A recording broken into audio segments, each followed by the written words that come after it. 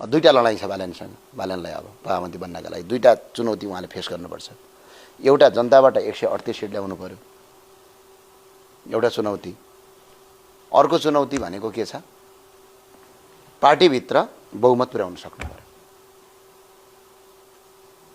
सबभन्दा ठुलो समस्या चाहिँ पार्टीभित्रको बहुमतले गर्छ।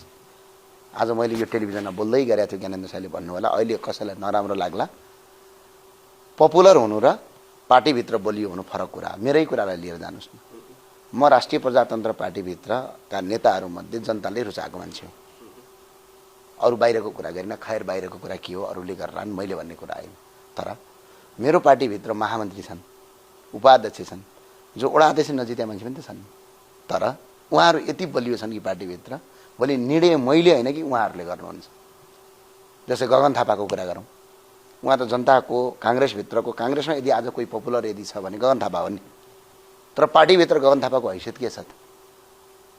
पार्टीभित्र गगन थापाको हैसियत के छ?